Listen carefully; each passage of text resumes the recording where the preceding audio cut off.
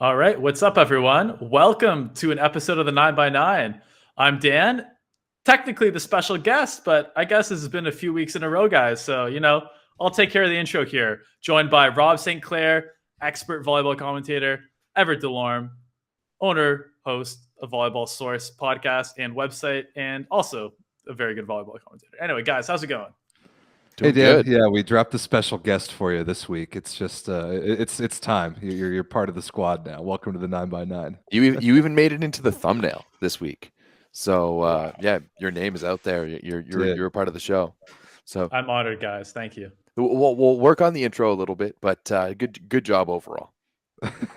I'm not at your level yet. Yeah, you forgot the fact that it's Tuesday, April 19th. This is episode 23, and this is the 81 square meters of the best volleyball content on the internet. You got to have the tagline. I think that's Rob's. I think that's Rob's favorite part. I like that part. All right. Well, there's guys. So much stuff has happened in the world of volleyball this week. It was the most violent week of volleyball I've ever experienced in my 15 plus years in the sport. The middle of playoffs going on too. So before we jump into that we do have a little bit of Canadian news to get to. Yesterday, it was announced the retirement of longtime Canadian middle blocker Graham Vigrass from the Canadian national team, a two-time Olympian, one of the cornerstones of the program, a former Calgary Dino, a former national champion, a former CIS Player of the Year. This man embodied what the program was at a time captain of Team Canada as well. And he will be missed. He was one of the core pillars to build Canadian volleyball what it is up to today, right alongside Gord Perrin and the rest of the guys. So a big thank you to Graham Vigrass, and best of luck in your next endeavors. Now, Rob, I know you have said many times that Graham is one of your favorite middles to watch, especially in the Canadian program. How do you feel about this next team retirement? Yeah, I'm a huge Graham Vigrass fan. I always have been. I really like his play style a lot because he has no weaknesses. He's good at everything. He's one of those middles that you could easily see playing another position just because of his all-around volleyball skill.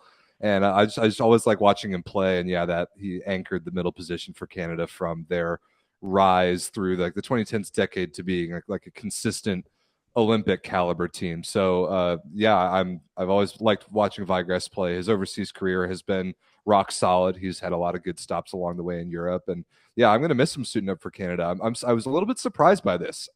Tell me if you guys are on board with me here, because I think he's 33. I thought he could have, especially given that this is a World Championship year and there's an Olympics in only 2 years. He could have easily pushed the rest of this like shortened quad. I was a little surprised of this timing, maybe. Yeah, I'm not gonna lie. I'm a little bit surprised too. It's just for the reasons that you exactly said earlier. It does seem a little bit earlier, but as we've talked about it for a while now in volleyball, it's difficult. You don't get an off season. You're going nonstop, and he's starting to create a family of his own. And maybe it's just time to step away. I do almost wonder if this has something to do with the new regime and the change of coach for Team Canada, where hey, it's a new coach coming in. As we mentioned, Graham was a cornerstone of that program. I mean, the same thing can be said about Gord Perrin as well too, and they're pretty much the same age. And him having stepped away from the national team earlier in the fall, it is a big move, and it's one that I thought we were going to have both those guys to rely on for one more quad or triennial, whatever you want to call it, with this shortened year up to Paris 2024. So yeah, it is an interesting move. And Rob, to touch on, the skill aspect of Graham Vigrass's game that you pulled up, his nickname in university was actually Big Smooth, because he's one of the best players that people have ever seen. And I mean, if you're going back to some OG Volleyball Source times, one of our West Coast correspondents at the time, Pierre Rock, played with them, and he told me that hands down, Graham Vigrass was one of the best players that he ever played. And it makes sense. He's actually cousins with Canadian beach volleyball Olympian Ben Saxton. So coming from strong Canadian volleyball lineage there. But yeah, very interesting that he is choosing to retire from the national team at this point. But it does also kind of make sense that, with the new regime, they're going to be going for a youth movement, and it's time to go with some of the young guys now, and it's time for let some of the old guys who have carried a lot of that load kind of take a break now. Yeah, fair enough. You're right about the no off-season thing. I like that you brought up beach because I've always thought that Graham Vigras and Steven Marshall would be a gnarly beach duo if they were to go for it. But to wrap this thing up, what do you guys see now as the future of the Canadian middle blocker position? Because you've got Swartz, you've got Van Berkel, who are kind of established, and then past that, you're really in need of some new blood at that position. So what do you guys see in the pipeline right now? I mean, I'm biased here, but I'm a pretty big Danny Demyanenko supporter. For people who don't know, he was like absolute top tier A+ prospect while he was playing at McMaster. Or rather, correct me if I'm wrong here, but I think he did win MVP 1 year, or at least he was among like the best players in that McMaster team with Stephen Marr. And everyone expected, especially coming from high school, I think he was like the top high school prospect in all of North America. Like that Toronto Crush team, and we don't need to get into that too much here today, but they were completely dominant in all of North America. I played against that team. They completely destroyed us. Good time. Yeah, they not did. Surprising. But Danny, his pro career has been fine. He's been good. He's been one of the top middles in France for the last few years, but hasn't made the step up. He played in the World Cup a bit. He's played in he's donned the Canadian national team jersey a few times. I think he's the next one up. Schwartz, Van Berkel. But ultimately, like, I don't think any of them can replace Vigras. I think it's going to be a bit of a step down for Canada. I think Vigras, out of any of the guys that we have overrated way too much on that Canadian national team that won bronze at World League in 2017, I think he's the most deserving that actually is a top elite player at his position. Agreed. And I'm just kind of sad that he didn't get to play in Italy. Or I don't think he ever really got the recognition he deserved, because I think he was like a top 5 middle for a couple of years there, 2016, 17, 18, around there. So, but, hardcore volleyball fans appreciate it. And I'm happy what he did for Team Canada. I'd take that argument. He was on the fringe of top 5 for some of his career there, just because he had no weaknesses. And I agree. I think he doesn't get quite the praise that he deserves. And so here we are on this show shouting out Graham Vigras' national team career and wishing him a happy next chapter, whatever that is. So speaking of more Canadian news, you brought up McMaster, and this is very, very interesting. This came out of nowhere. I was surprised by this. A name that I barely knew. Dave Preston, the head coach of McMaster, named the head coach of the Australian men's national team. Boys, is this as random to you as an uneducated American like myself thinks it is? No, I wouldn't think so. I've thought about this a lot in terms of how good we have it in North America in terms of our best coaches are coaching at the ages that they are. Because let's be honest, if we had pro leagues, guys like John Speraw and Alan Knipe, Ben Josephson, and of course Dave Preston would be coaching professionally. And I mean, Dave Josephson has a history of working with the national team going back to the 90s as an assistant coach with the men's national team, has been a head coach of the junior national team many times. He's been the head coach of a program that's finished top 3 in Canadian volleyball for well over a decade now. Just really one of the most dominant programs who have produced world-class players. I absolutely think that, he's the type of guy to come in and build a nice program and build a good base for a country like Australia. And I mean, I think Australia just kind of lacks maybe that fire sometimes, and they've worked with Lebedew for a long time. And I think after working with a coach for so long, you might turn a bit of a deaf ear to him. So it's going to be very interesting to see what Dave Preston brings to that team. But in terms of international volleyball pedigree, I think Dave Preston has it. I've gotten to know him on both on a professional level and a personal level. And, to me, he's one of the great volleyball minds that we have in this country, and undoubtedly a top 10 volleyball mind on this continent. So if there's anyone I think who would be deserving for an international job, I think it would be Dave Preston. I know that there's people in the Discord who even felt that, he might be deserving for the Team Canada job. Well, I don't necessarily agree with that. I think that we went the great direction with Ben Josephson. I definitely love to see the fact that Dave Preston is getting a shot at international volleyball. Yeah, and I think one thing we have to keep in mind here is that you guys can disagree with me here if you want, but I think the level of coaching in North America overall is higher than the level of play from our players, if 100%. that makes I sense. definitely agree with that. I think Absolutely. they're like Everett mentioned, if we had a professional, like there are like a couple dozen coaches in North America, if not more, who could easily be coaching European teams. And you know, if there wasn't that barrier to entry, and there, let's be clear, there's a much bigger barrier to entry for coaching than playing in terms of going overseas. Absolutely. There would be, you know, half the Polish and Italian league would be, I think, North American coaches if we were being completely fair here in terms of game plan, in terms of player development. So I agree that Dave Preston, great choice for this.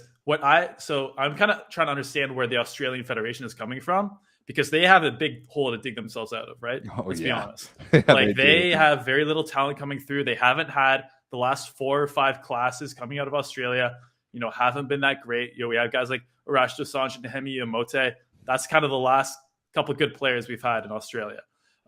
So hopefully they're bringing him in long term, right? That's build, you know, let's really build from the ground up here in Australia, because I think they have good athletics. I think they have good athletes. I think there's potential there. We've seen in Canada, Australia, basically the same country on different sides of the world. So I think there's potential there for Australia to get to the place where Canada is. But I think it's going to be a long-term project, and I hope that there's not any expectation there for him in the next 5 to 6 years, because I don't think there's anything anybody could do with this current group of players to get them to, you know, an Olympic top 10 worldwide kind of level. Well Yeah, said. Yeah, he's I going to think need to really rebuild that thing from the ground up, exactly like Dan was talking about. The volleyball culture and development system in Australia needs to be rebuilt from the lowest junior levels to start producing players that can take the national team into that top 20-ish range in the world at least. And at that point, you start getting into some real tournaments and you can start to do some damage at that point, but they are just not there right now. Well, I mean, I think Australia is still in VNL for this season. Are they not? On technicalities, for On technicalities, but they're still there, right? You know, it's going to be interesting too, because by the looks of it, he's going to be heading to coach the team this season, and come fall, he's going to return to McMaster to coach for the 22-23 season next year. So it's going to be interesting to see if they're going to allow him to do that double duty. And if he does, is it going to open up that portal for transfers coming in from Australia to McMaster? We've seen a lot of Australian players come and play, especially at Brandon University, a few at Calgary as well. You know, we've seen some great guys come out of the Red Deer program as well. You know, there's quite a few of those Australian guys on their national team who have come through the Canadian university system. But are we going to open that up a little bit more? I mean, hey, we had Wojtek Kraj, who came out of the JW system in Poland, who's currently playing for McMaster. So we know that they're open to bringing in international athletes. And I think that would be kind of, you know, they don't have, like, it's very obvious they don't have the development level up to par in Australia, Rob, just as you mentioned. So I could definitely see that opening up, and especially not only in at McMaster, but on other OUA schools where the international transfers aren't as plentiful maybe as out west. It's a very, very good point. Going to be interesting to follow this national team season. But gentlemen, it's not national team season yet. It's still club season. And Everett started at the jump of the show talking about violence. It was a legitimately violent week in the volleyball world. I have never seen anything like it. I agree with Everett. It was insane. This is a non-contact sport that we play, that we cover, and sure enough, there were not one but two like actually violent situations in volleyball this week. The most high-profile one, and we'll start with this, the one that's been getting all the headlines, is the suspension of Yoandi Leal after an incident in match number 1 of the Perugia versus Modena SuperLega semifinal. So to set the stage for this a little bit, Modena was kind of whooping up on Perugia. Modena was the better team in that match to that point. It was midway through the 4th set. Modena was up 2-1, and there was this unbelievable rally that ended with Perugia basically getting a free ball where Ingapeth hit a ball off the tape that went right to Plotnitsky's platform. It was a free ball. Gianelli gave it to Rick Liskey on the backside, and Yoandi Leal made this unreal, like, aggressive dive to the inside block move and stuffed him straight down. And it was pretty much Perugia's momentum killer, and the match was basically over at that point. But Leal came down, really stared him down across the net. And from what I was seeing, that was kind of the first, the first, certainly not literal, but figurative blow of the sequence that blew up to actual blows towards the end of it.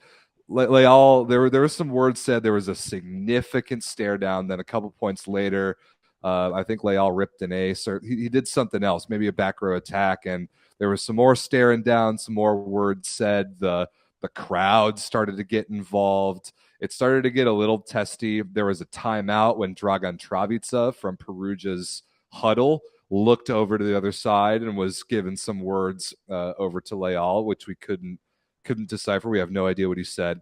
Then at the very end of the match, Modena won the match in 4. This is the first match of the series. Then they lined up at the 3-meter lines across from one another because they're not doing handshakes still with COVID. Then I think it was the fans said something. There was some spark, and then as Modena's team went across to the other side of the net to greet their fans, who were in the very, very, very, like, tiny upper corner of the Perugia gym on the other side of the arena, when they crossed over the net there were some more exchanges, and Yoandi Leal ended up going over to Dragan Travica and kicking him. Now, this wasn't like an overwhelmingly violent, like legitimately harmful kick, but he kicked a man like after a professional sporting event in a non-contact sport. He found himself across on the other side of the net and he kicked him. Leal was then suspended by the league for 4 matches. And this is where it gets really interesting because this is a best-of-5 series. That guarantees him to be out for the rest of the series. So he appealed immediately. The appeal has still, as of this recording, as of Tuesday night, April 19th, the appeal still not resolved. We heard today that it was going to be resolved tomorrow. So Leal could not play in match number 2, which Perugia won pretty convincingly because without Leal, Modena was hopeless. We've talked this year that Modena is the least deep of the elite Italian teams. Without one of their starting 7 players, they are really not in a position to do well.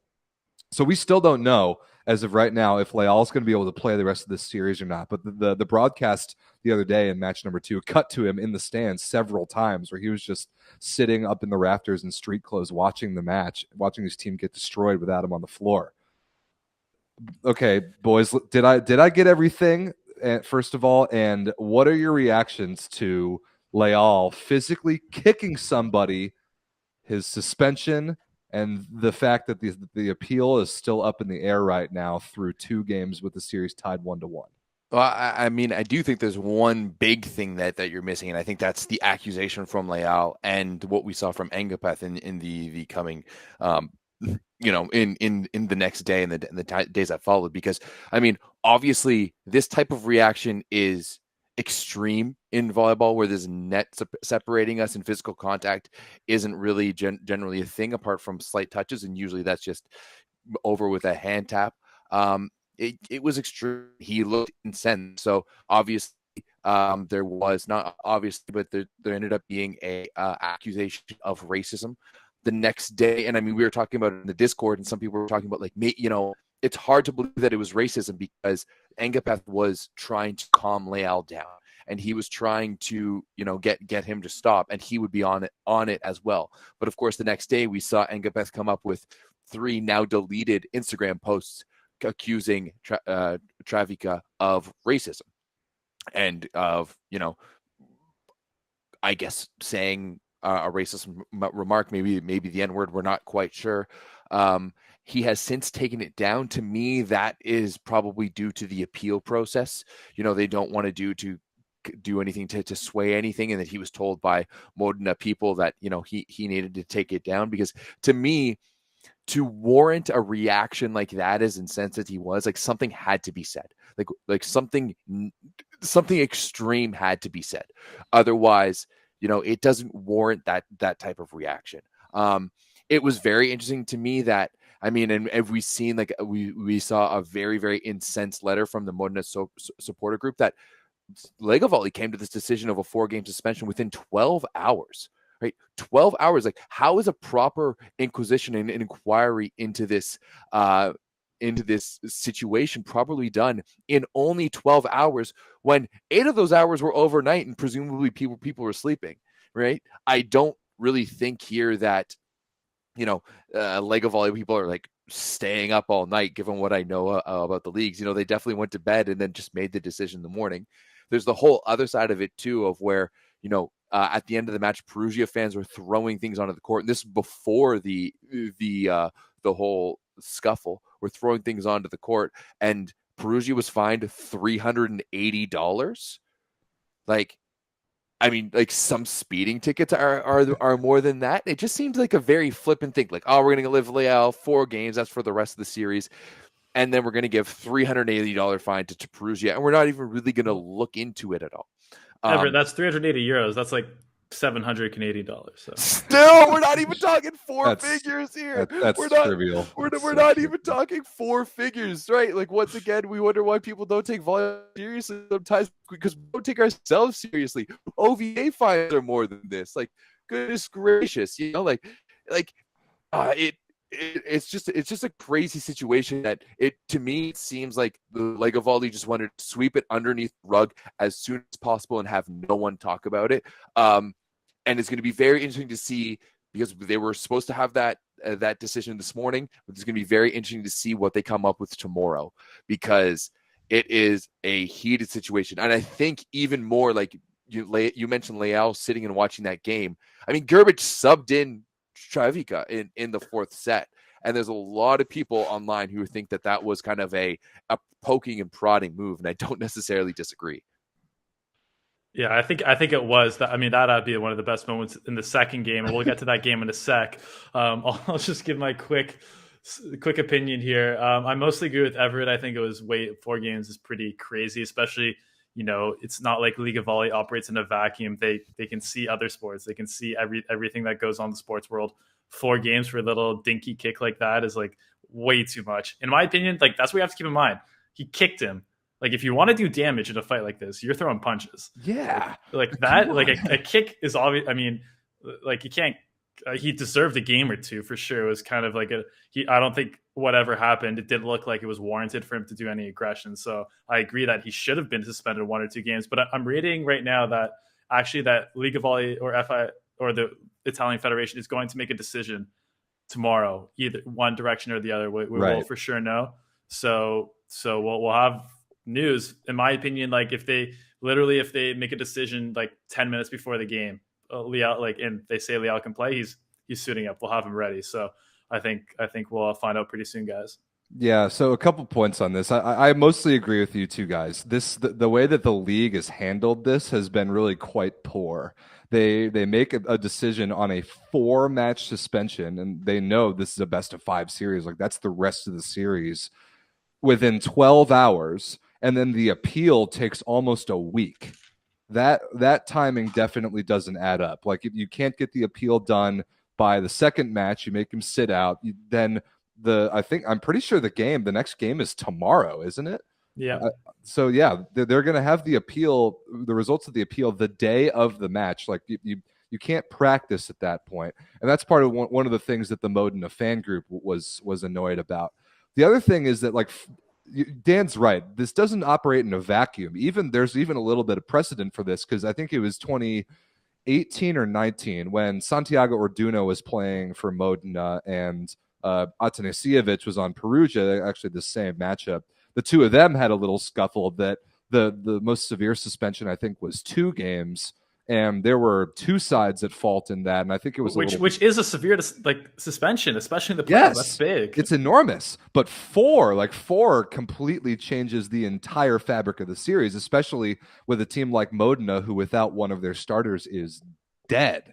And so I understand the Modena club and their fans and their complaints about this. However, don't kick people. It's so stupid. Like, why would you go across the net and choose to kick somebody else? Whatever provoked you in that case, I mean, I think we can say that, but neither of us are getting, racially charged insults. Allegedly, thrown at but us. that's the other thing I wanted to bring up is that once you pull the racism card, everybody loses. You can't prove it. It immediately becomes he said, she said. Travica immediately came out and denied saying anything like that. We can't confirm or deny that anything like that was said. Now everybody loses. Nobody knows what was said. Nobody ever will know what was said. And Perugia obviously came to Travis's defense. They believe their guy. Modena believes their guy. But what we can prove is that Leal went over and kicked somebody. So whatever was said, don't assault people. You know, Leal, you know how important you are to your team. You now have seen it firsthand sitting in the stands watching your team lose without you. I'm sure he, if he could, would go back and not kick his opponent. You just can't be doing that, regardless of how the league has handled it, which I agree has been rather poor. 4 games is too much, and it's been taking too long to figure out the appeal. This should have never happened in the first place. Yeah, I can't necessarily disagree with you, but at the same time, I'm like, man, because I don't know. This is Lega Volleyball. I mean, hey, we're seeing some calls from the referees from both matches about how people haven't been happy with them. So it's been an interesting situation altogether. I agree. Don't kick people, but at the same time, like if things like it seems just like blown over the top. And as I said earlier, it just feels like they're just trying to just sweep everything under the rug. And there's no really good like video angles of the end of game scenario. Like if you go watch the broadcast, it's.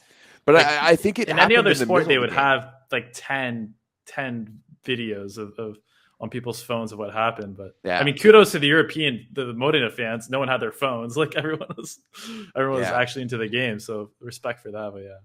Crazy. Yeah, but I mean, there was that exchange kind of. I think it was in a timeout or in between sets between Travica and Leal. Yeah, it was in the middle. It was in the middle of the 4th set. Where they both had to be brought back. So right. I mean, and even at that point, it seemed like Leal was getting testy. So my assumption is, if anything was said, it was kind of then. But then again, once again, Dan, as you said, if it was other sports too, the amount of mics that would be placed in and around the mic, like if that was ever said in the NBA. Or even the NHL, like a hot mic would have picked that up instantaneously. In volleyball, that just doesn't happen because we don't have that level of broadcast. So once again, it's just an overall L for volleyball. Crazy. I don't think it's quite an overall L because now, if this wasn't already must-watch volleyball, it is now. Mm-hmm. Because it's 1-1. I think it's time to talk about the actual volleyball that was played. After all this, because there are 2 3-1s. Both teams won on the road, and now it's a totally tied series. The first match, starting off with the stat sheet, Modena pretty convincingly destroyed them. Let's see, 7 aces to 18 errors, pretty good. Significantly better attacking, blocking. Perugia's serving terrible, 6 aces, 22 errors, not good at all. 12% perfect passes. For Perugia, these teams were just absolutely going after it from the service line. Irvin Ingapet had 4 aces. I think, how many points? 20 points total. He was very good. Blocked, though, 3 times, 4 errors. Yoandi Leal, pretty good, 14 for 30. Namir Abdelaziz, 19 for 35, pretty good. Modena was just better than Perugia that particular day. But then in the second match, without Yoandi Leal, everything completely changed. Martin Van Garderen got the start. 3 for 14, 2 errors, blocked 6 times, like in the basement sort of negative efficiency. Perugia had 18 blocks as a team in 4 sets in that second match. 4 aces to 18 errors is better. Modena had 8 aces as a team, and they still got pretty convincingly destroyed other than that second set that they won because of the serving. Without Yoandi Leal, they were hopeless. Swan Ingapeth had to come in and play meaningful minutes for Modena. And if that's happening, you know that they're really in a tough spot because he is the thanks for participating tier of all European players. He's a total participation trophy sort of guy. So like if you're in the position where you're starting Van Garderen and bringing Irvin Ingapet's little brother off the bench in a semifinal series, you're in very, very big trouble. So it really all comes down to me for is Leal going to be able to play the rest of the series or not? If not, Modena's dead. I mean, I mean, I do think that we saw some spirited moments from Modena. Like they're not dead completely, and I do Yes, they see are. them being able. I do see Yes, them they are. being able to catch fire. I mean, you still have No. Namir who can carry a team on his back in itself. You have Olympic MVP Engapeth, and I know the Klevno fanboy over there might disagree with that. But like this team has the ability to go off. Like they were competitive in this game. They won a set, so it could be things difficult, like make things difficult. I mean, hey, let's be honest too. We've seen Matt Anderson turn off. Yeah, he was exceptional in the second game, was a banger out of the pipe as well too. But still, like, I'm not 100% sure on this Perugia team. They've been up and down. They've suffered some bad losses this year. And I mean, hey, this is only Engapeth's second overall loss to Perugia, so I could see them standing up. Swan or Irvin Everett? Irvin. Irvin. Yeah. No, come on now. Okay. So the funny thing is, I was watching the game, like kind of with a couple people who don't watch volleyball, like by yourself, like on Sunday, and we thought Swan, like we thought it was the best story. If you guys had asked me before I like looked at the stat sheet after the game, how many points Swan Engapet had, I'd have been like 15, 16. But you're right, like no, overall, like it wasn't the greatest game for Swan, but I think it was better than Martin. Oh, Martin sure. was absolutely doing nothing other. But you guys want to know the stat of the game for me? What's the stat? This is a real juicy one. This is almost an unbelievable stat. So both teams, same transition efficiency, 38%. Pretty normal actually, on the better side of things, 38% efficiency. In terms of first ball side out percentage, 53% for Perugia, 21% for Modena. 21% first ball side out efficiency. Damn. Which, by the way, you almost never see that lower than your transition efficiency. That's like insane that it's already lower. 17% lower first ball side out. That I couldn't believe that when I saw that. Man, wow. That kind of comes down to two things. I don't remember Modena's servicing being that bad. But like that first tempo offense that they have is really bad. And like, does all the blame fall on Bruno? Like, is Bruno just this like mythical character in volleyball that we can't touch and criticize? Because keep saying that, but we make fun of him all. Or we roast him all the time for some of Modena's shortcomings. I guess you're not wrong. He's not immune to our criticism. Fair enough. But yeah, that is a terrible stat. You're not wrong, Dan. Dan, that is unbelievable. Like that is so bad, especially when you still have two world-class wings. The fact that all you're doing is missing a third world-class wing and you're at about 20% first ball side out percentage, that is god awful. It's crazy. Yeah, and the main culprit there is Mr. Irvin, who's 14% first ball side out versus 30% transition. And they took a lot of those balls. What is happening there? Crazy. Yeah. Wow. That's remarkable. But I mean, okay, to give them a little credit, Modena and Irvin, especially as a team, they will recycle balls with no like shame at all. Like definitely there were a few of those during that match where he didn't like the set, so he's going to try a tip, or he's going to give it to the setter, or he's going to like tip it off the middle blocker and give another try. But but they got stuff blocked as a team 18 times. Or Engapeth 4, Namir 6, stuff blocked 6 times. That might be the best opposite in the world. 6 times. Van Garter in total liability. Like, I'm not surprised that he got blocked 6 times. 8 errors to 2 points. So bad. So bad. But I mean, I do think that like part of Modena's gameplay here is trying to initiate rallies and to try to begin rallies. And as you said, like they're very happy to kind of recycle that off the block. And on the flip side for Namir, he's the type of player that needs that high looping set on the right side. And you're going to get clamped, like especially in those transition scenarios where it's going to him. Like on a C ball, on that right side ball, it needs to be high, and Namir might not have a lot of space to look at. But yeah, pure domination by Perugia, and ultimately, Rob, I do kind of agree with you. As I'd love to see, and I think that maybe they can steal a game, maybe 2 without Leal, but I don't know if they can win all 5. But talking about a series that probably won't go 5, if we flip over to the other one. Now, I don't even think we need to break this one down game by game, because I don't think so either. they kind of happened in the same way, and it's just been utter domination by Trentino. Now, I'm sitting here with my foot in my mouth, because a few weeks ago, heading into Champions League, I was thinking, you know what? They burned their tank out. They just lost to Piacenza. They just burned their tank out to beat Perugia in one match. Perugia's going to beat them. And then, man, they turned things around against Piacenza after losing to them. They beat Perugia, and now they've slapped Lube two in a row, 3-0, 3-0. They haven't dropped a set in this series to Lube.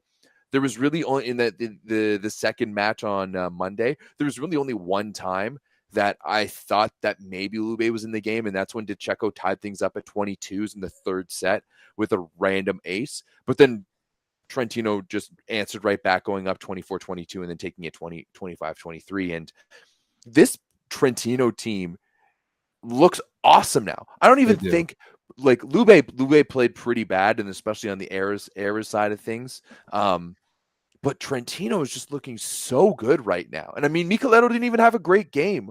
He only got 6 kills yesterday, and still Lavia and Kaczynski are able to run the show.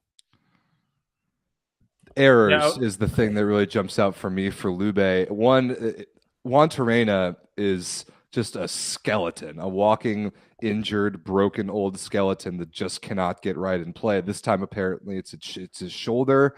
I guess it's been his back, his knees for most of the season. Like, he's just geriatric out there, unable to play. And the resulting drop-off of both Lucarelli and Marlon Yant without Juan Terena available has been disastrous. Yant was horrible, 14% passing efficiency. Lucarelli, 2 for 11 with 2 errors. Terrible. So bad. And as a team, Lube, this is the second match only. 18 service errors. It's only 4 aces, plus 8 balls just hit out of bounds. They also got blocked 8 times, but a total of 24 unforced errors.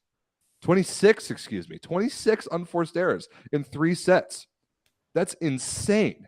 You will never, ever win a match like that against a team like Trentino, who is continuing to play clean, smart, disciplined, well-researched, like matchup advantageous volleyball. You cannot spray the ball out of bounds 26 times in a 3-set match and have anywhere close to a chance.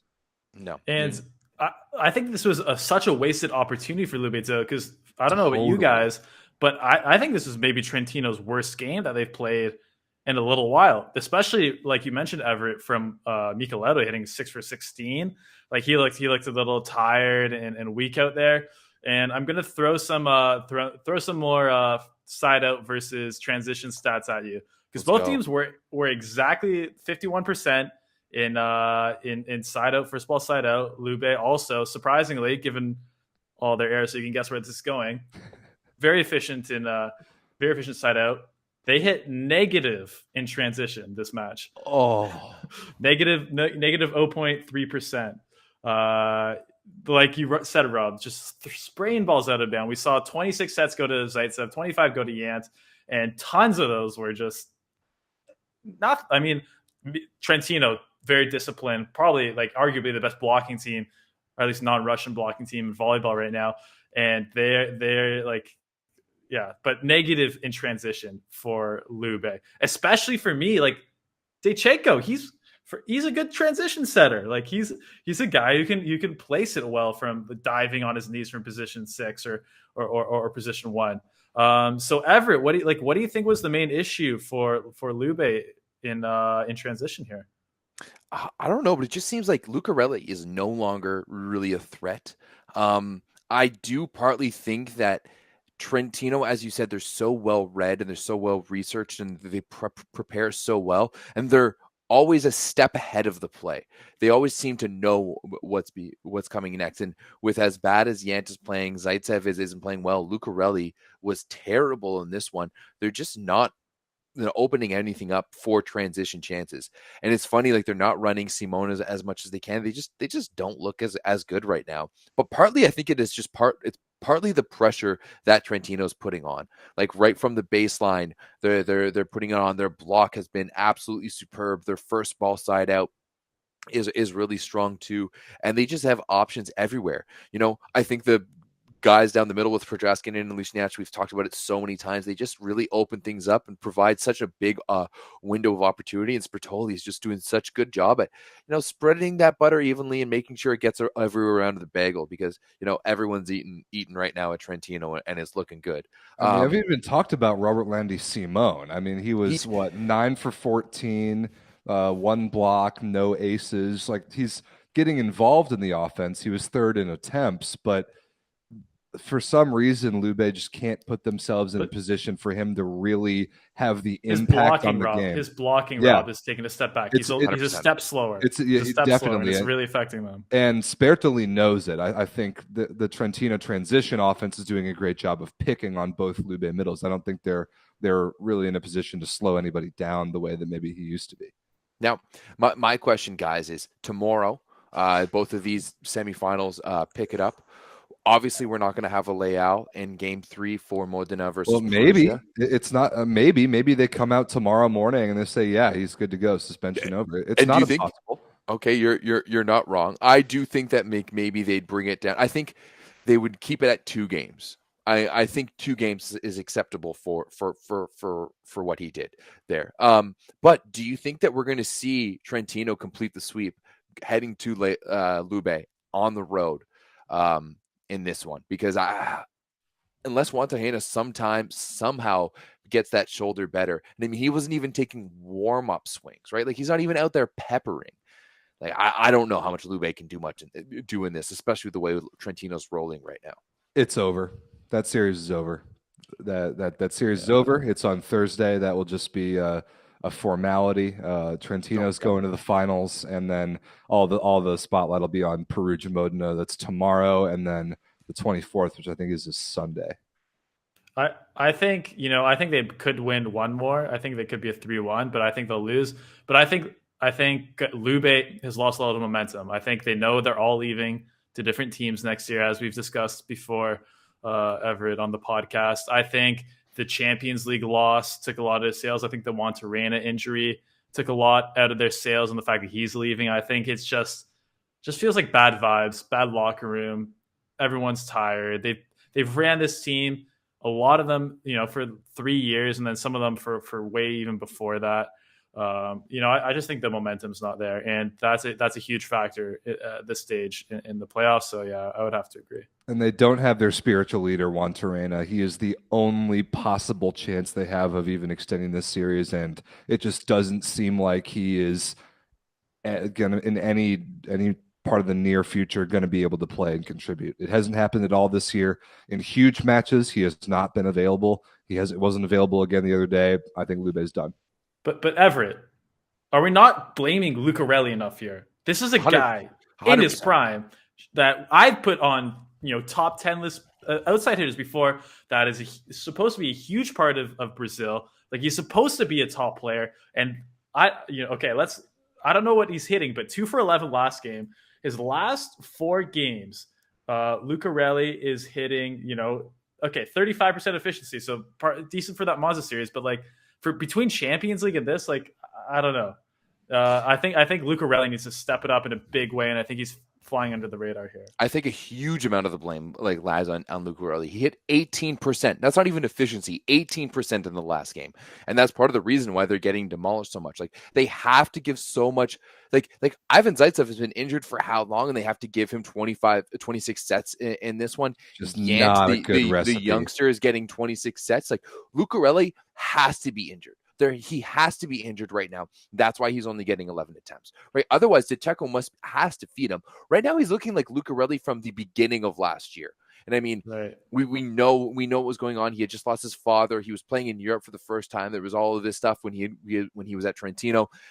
Obviously, figured things out. Had a great second half of the season for them. But just in my eyes, he has to be injured right now because he's not lethal.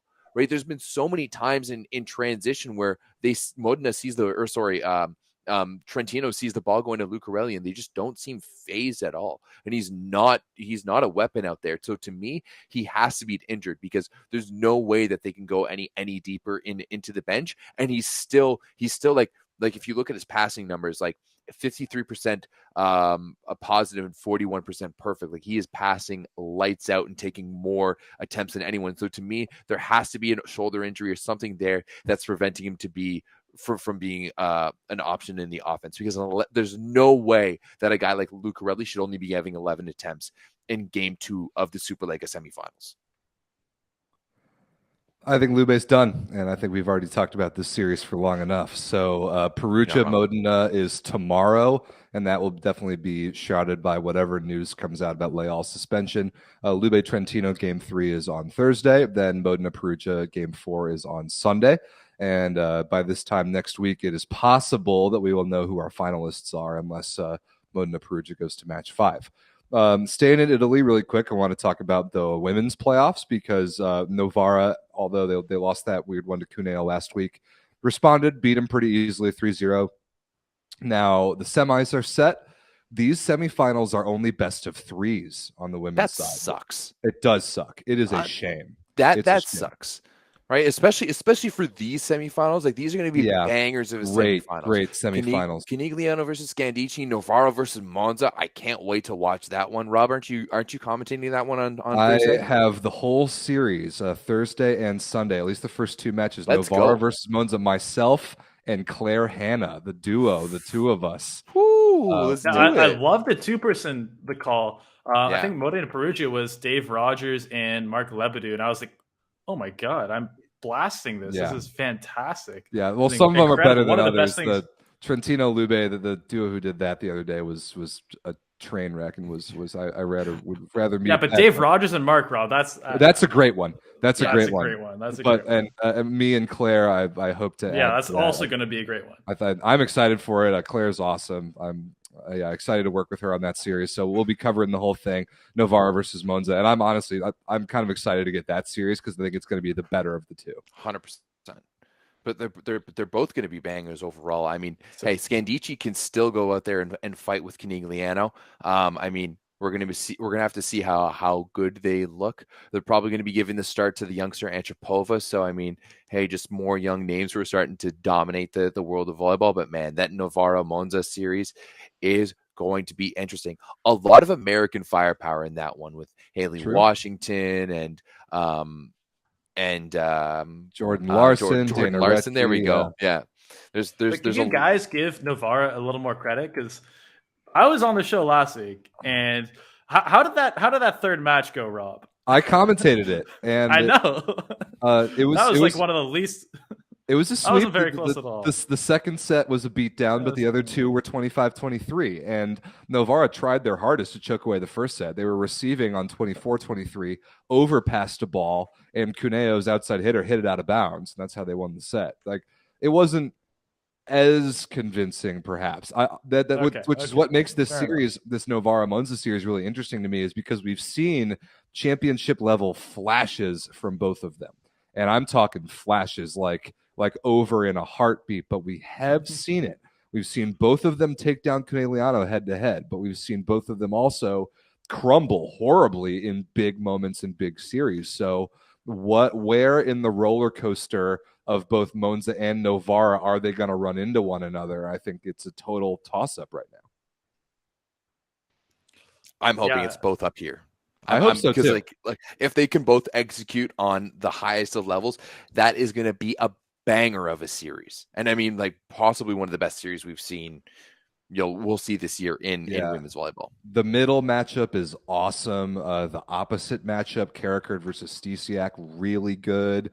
2 really good setters. I think Oro's a better pure setter, but Micah Hancock can do a lot more in the other areas of the game. It's going to be really Rob, fun. That's a good question, though. That's almost like the 2 setter archetypes going at each other, because as we discussed last week, Micah Hancock, like not the best setter, but does everything else at an A+ level. Whereas Alessia Oro, in my opinion, is just like the hands only are a setter. Yeah, I agree. Pure setter.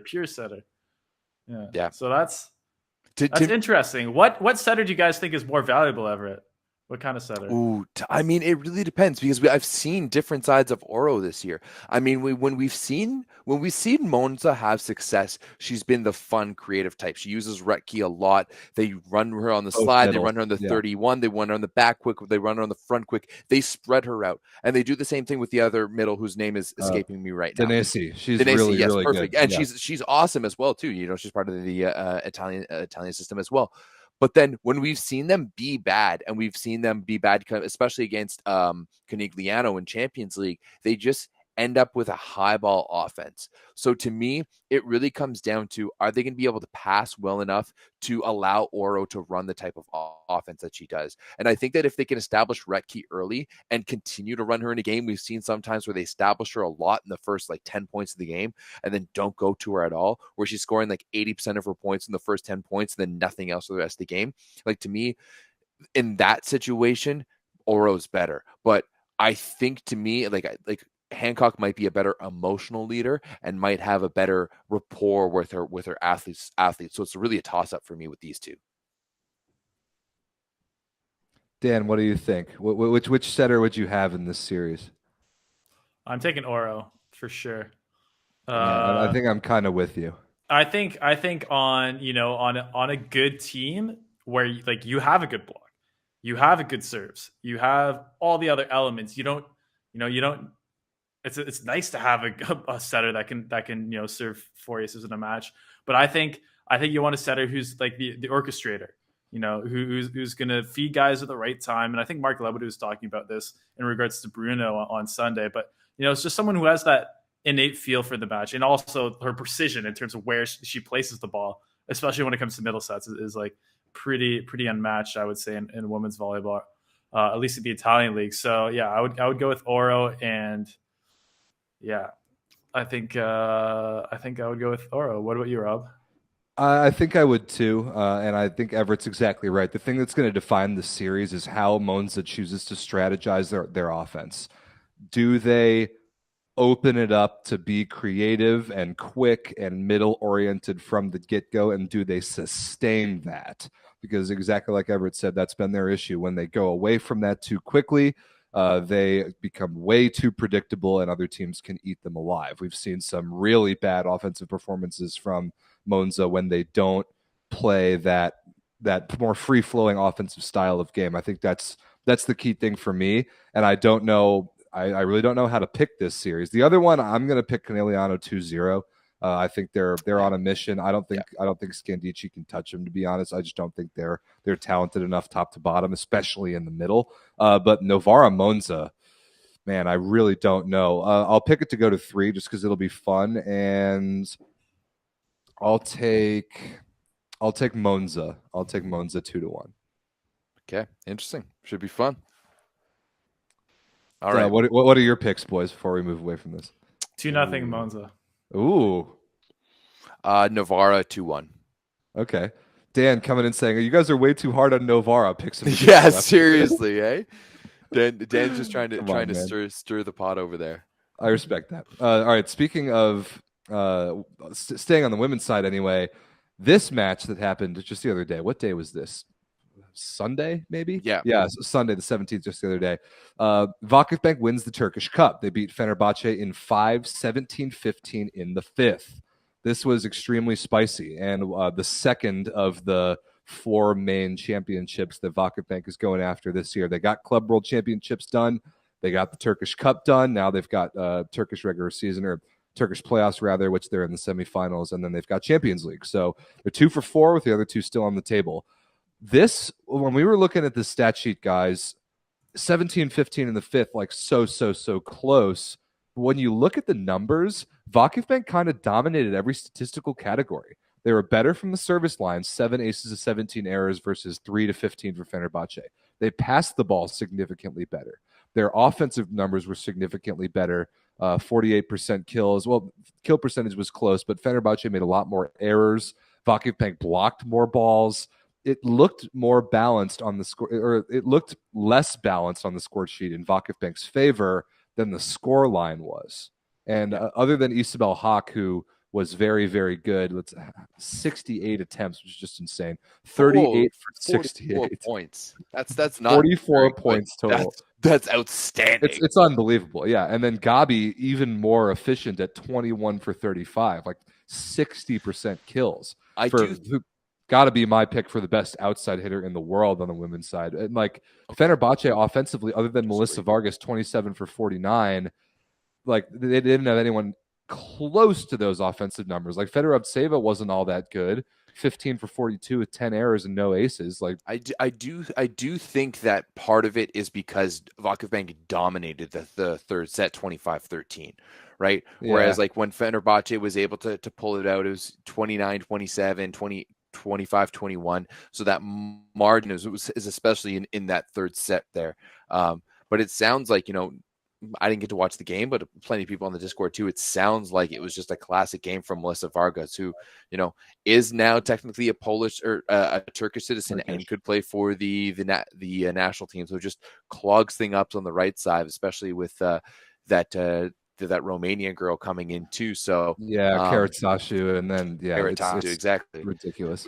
So I mean, hey, going to be a very, very interesting result in this one. It sounds like Fenerbahce was just going off at certain points. And I think we've seen this before with Vakifbank, where they play the game, but they this is exactly kind of reminds me of losing to Resovia, where they had a good game, but they lost key points and made errors at key points that ended up giving it to the other game. But luckily for them, they were able to hold it together and take it 15-7 or 17-15. So congratulations, Vakifbank. They're going for not only the treble, but the quadruple. I think that's a pretty good assessment. Dan, do you think that Vakifbank can win the two remaining championships they have this year?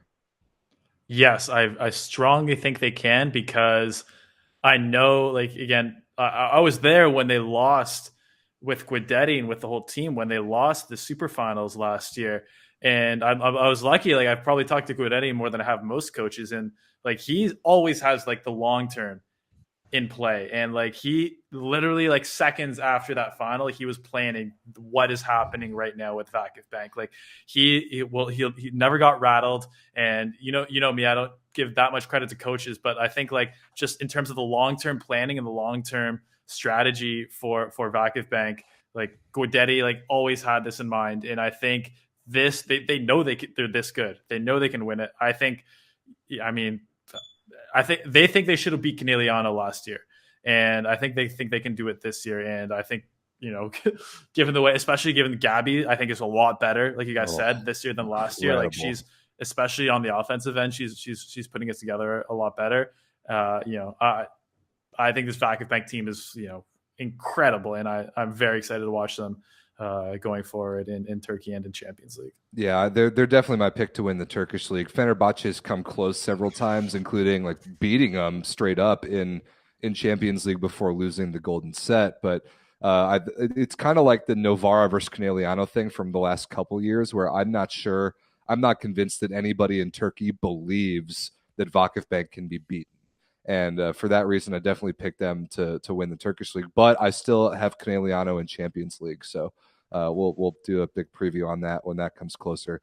Elsewhere around Europe, really quickly before we wrap up the show, very interesting result in the Bundesliga, the first match of the best of 5 match series in the finals on the men's side. The Berlin Recycling Volleys were reverse swept by Friedrichshafen. And Jeff Jendrick, one of really the only 2 middles on their roster. They have like a desperation third, like backup German guy if in emergencies, came down in a pretty badly sprained ankle. Boys, is Berlin actually in serious trouble here? I mean, this looks really bad on me, because here Friedrichshafen is winning game 1 of the series like a day or the same day Dan and I did our last podcast, and I said that Friedrichshafen was one of my most disappointing teams in all of pro volleyball this season, and here they are winning. Here they are winning game 1. It seemed to me that Berlin was making bad errors at bad times. But yeah, I do think that losing Jendrick is a huge missing piece to their offense. As you mentioned, their backup is George Klein, who's a former Berlin player. who's also currently a member of the police force in Berlin. So doing double duty and playing Bundesliga on the weekends, that's a little I didn't bit know difficult. that. That's awesome. That's Hey, really there's some cool. overlap there. Maybe. I mean, he is a former Berlin player, and I mean, he did play on some pretty good teams about 4 or 5 years ago. But still, and maybe that's the reason that Lucas van Berkel was a monster in the middle with 7 blocks. So, he's going to be taking a much bigger role now in the Canadian national team. So it's looking like he's doing some good things for Friedrichshafen. But I also think that this is classic Lebedew, and we've saw Friedrichshafen. And part of the reason why I said that they were one of my most disappointing teams this year is how much they struggled, especially early on. They lost games to bad teams. They were very average, if that, in Champions League, and were never really a threat to do anything. Whereas in years past, we've seen them do good things and have good runs. But I think this is really Lebedew being a monster at game planning and being, really, really good. Because I mean, at the same time, like we saw Kachik, or I don't know if I pronounced his name right properly, but the right side for Friedrichshafen go down with an ankle injury as well, and they were able to shift some things around, and his replacement ended up, outscoring him. So really, to me, this just shows the masterclass that is Mark Lebedew, who's able to win games on Saturday and commentate games on Sunday, and he's still one of the best we have. Sorry, small correction. Vojislav Kacic, legend of Montenegro, outside hitter. But I only know him because he's super, super nice guy, and I spent two Euro volleys in a row with him. And he was the captain both times. But I agree with you, Everett. Like, yeah, I mean, Mark Lebedew teams, they always overperform, right? Every single time. In Friedrichshafen, and like I said earlier, this roster isn't as talented even as some of the other Friedrichshafen rosters, which I don't think were as talented. They're probably in the bottom of a Champions League almost every year they played in it, but they still did pretty well. But Everett or Everett, what specifically do you think in terms of game planning that he did this match that paid off for them? Oof. I mean, that'd be tough to say. I didn't watch the match as intently. I skimmed through it a little bit.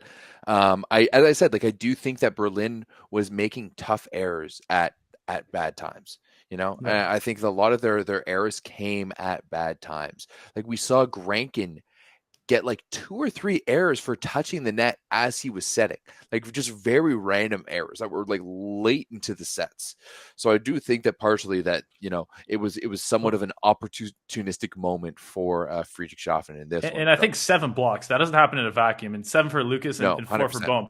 And that's one of the things that coaches can affect is, Rob, you know, as a former middle, where to set your block exactly, how, where you're going up, how your timing, that kind of thing. That is something that coaching can improve. Absolutely. We saw it. I saw it firsthand when Berlin was playing Trentino in the quarterfinals of Champions League. Berlin, you could hear them in the timeouts because they coach in English. They're so international. They were telling their middle blockers, don't bother blocking the right side of Trentino. Don't bother. It was Giulio Pinali back there. Leave him one-on-one. Focus on Lisinac and Pedrasinen, focus on Micheletto and Kaziski, and focus on the Bick. Lean to your right, front the 31. Don't bother making that move to your left unless it's out of system. They were legitimately telling their middles to ignore one of the opposing wings. That is totally a thing that happens based on opposing matchups. So yeah, I could see it. And when an opposing middle blocker goes down, if Jendrik's not able to come back in this series, they're in very serious trouble. I, though, think that Berlin's going to be just fine. They have way, way, way more talent than Friedrichshafen does. I think that's going to be good enough. I guess we'll see. It's definitely one that I'm going to be keeping my eye on. I do believe that game 2 of that match goes down tomorrow. Okay. Yeah.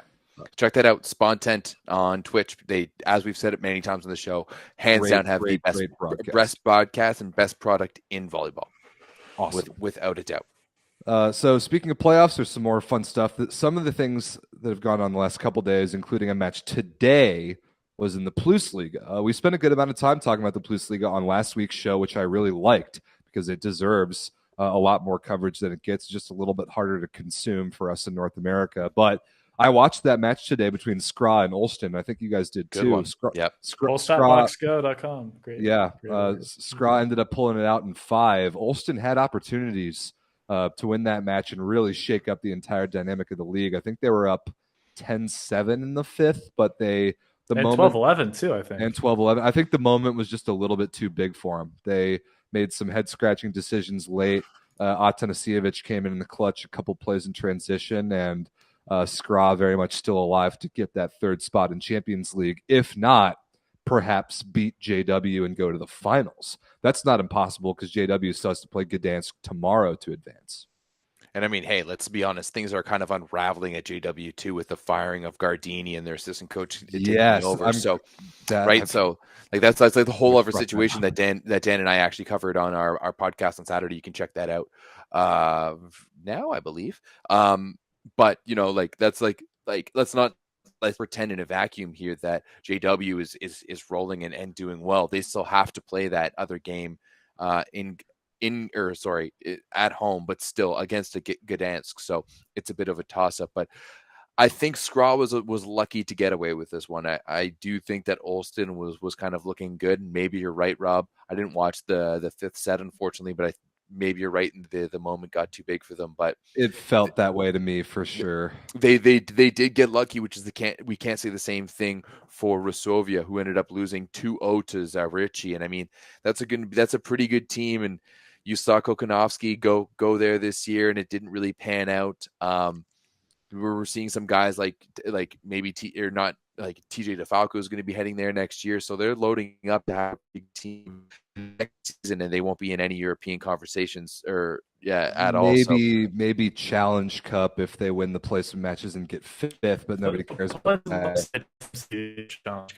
Do they not? No, it's Champions League. They are kind of Champions League or Bust League, and I still think the drama is who gets the 3rd Champions League spot. So like 3 of the final 4 is set. You've got Zaxa, who walked past Katowice, no problem. Skra is in, Zavierce is in, and then I still think JW is going to survive Gdansk, but I don't think it's a foregone conclusion that JW. This is a Novara Kineo situation. Come on.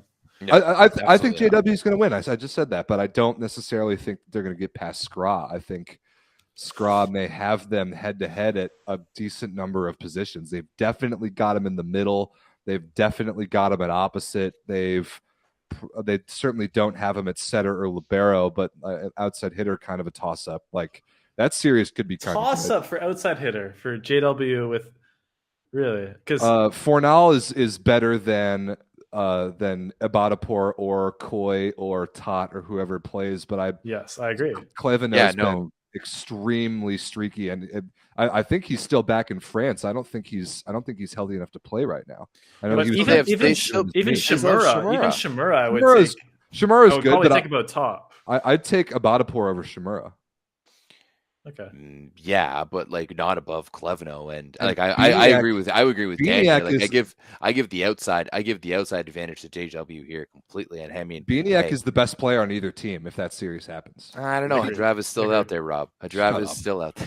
Get real. Mateusz Bieniek's a legitimate MVP candidate in PlusLiga as You're not wrong. But would you guys go Koi for the size against JW? I would.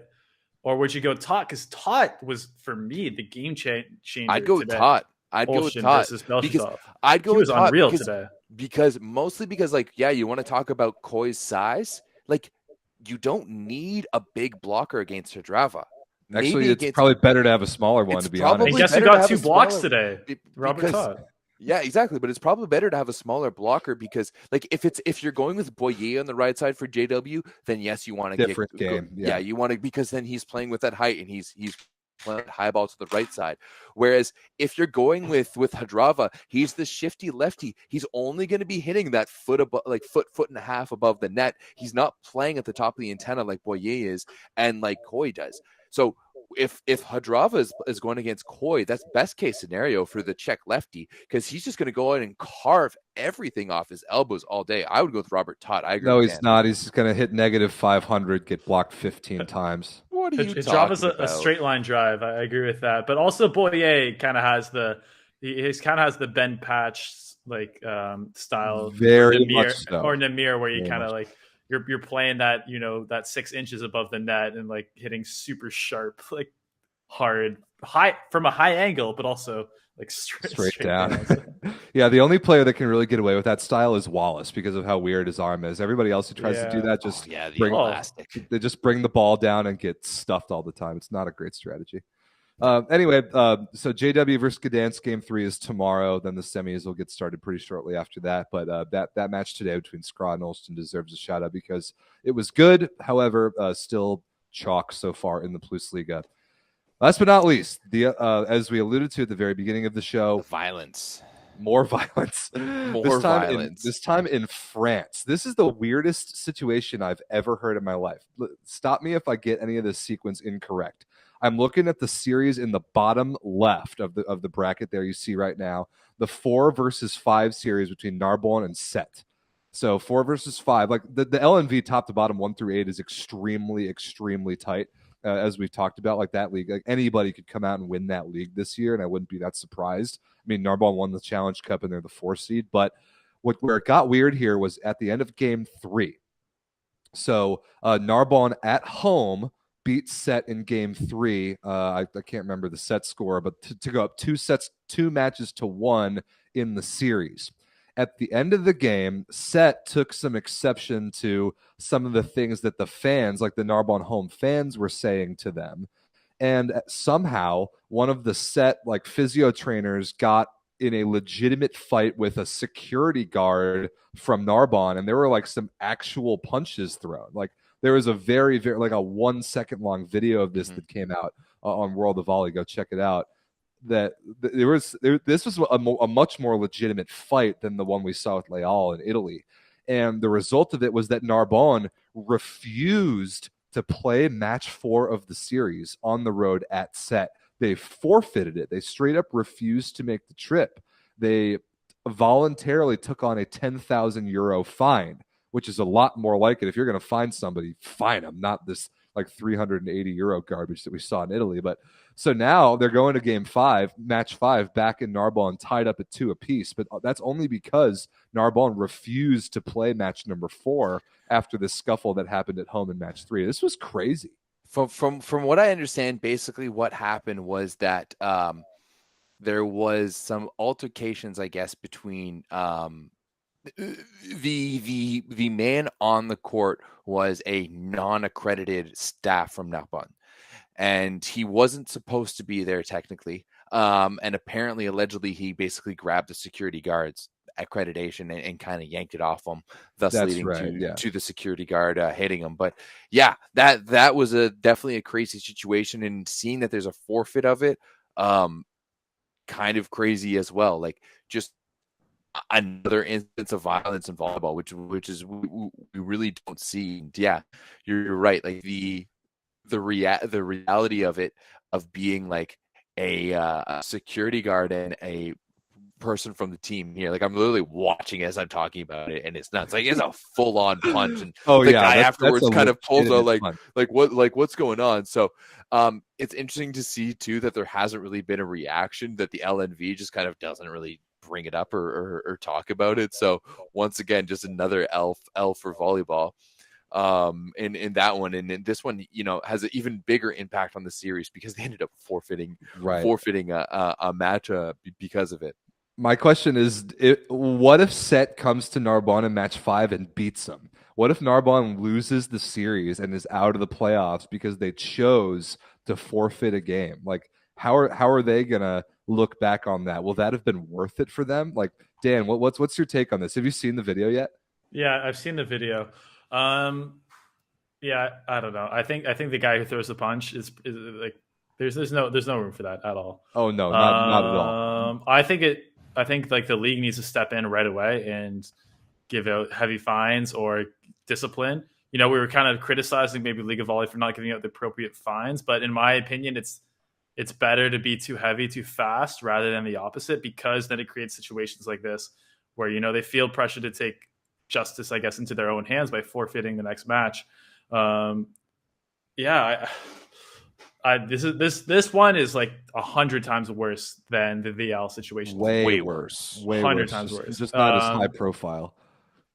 Yeah, exactly, and it's real. This what like Liao's like. Okay, these little scuffles happen all the time. Things get heated in volleyball. People Yeah. lash out. It sucks, but it's not big. This is like you have staff lashing Yeah, out. this Like has nothing to do with players, and it goes back to fan behavior too, because it sounds like some of the Narbonne fans were really antagonizing the set players after the match, and that is something that I've started to see as the playoffs have gone on. The interactions between home fans and opposing teams, there's not nearly as much of a barrier between those two entities as you think there is. We've seen it in the NBA too, like with Kyrie Irving and the Boston fans the other day. Like there is not some kind of glass curtain. You knew that was going to happen, though. There's nothing separating the fans from the players. Really, they can hear you if you throw things at them, if you yell things at them. Like that is felt and understood in a 4,000 person arena. Like that, it's real, and it's becoming a factor in these series. The crowds have gotten ever so slightly out of control. And to be honest, as a spectator on the other side of the world, I'm here for it. It makes it really fun to watch.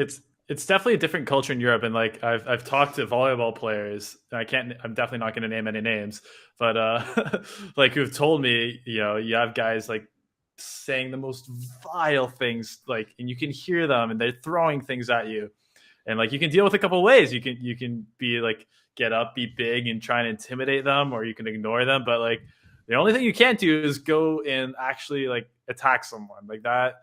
That is absolutely, Can't do that.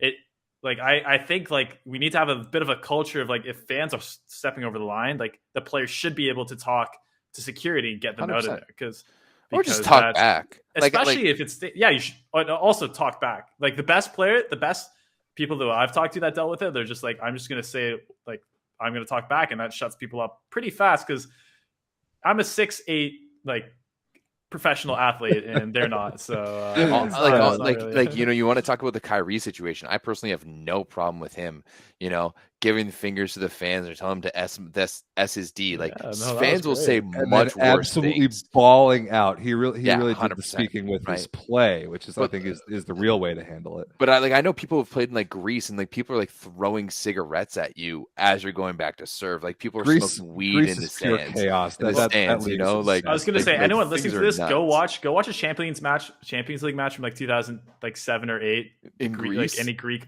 matches in Athens, and like Olympiacos or PAOK or Nikos or something like that. Like those are nuts. Like those are nuts. Like I've even seen clips recently from Panathinaikos with Jen Cross playing there, and like their fans are absolutely nuts. So unfortunately, though, it's not only happening on the European side of things, but it's also happening here at home in the NCAA, as that was the scene earlier this weekend in a matchup at Princeton between Princeton and Sacred Heart. And this time it wasn't a security guard, it wasn't a team staff, it wasn't a player. It was a coach slapping a player in the face. Sacred Heart's men's volleyball coach Bob Bertuzzi slaps a player during a timeout on a game on April 16th. So that was just on Saturday. Rob, he's been suspended, likely to be fired. What's your feeling on this one? Yep, good riddance. You don't assault players like that. This one's very black and white for me. You lay hands on a player, especially during a match when there's obviously cameras everywhere, you're gone. Like, see you later. Have a nice second career doing something else. Like, that's it.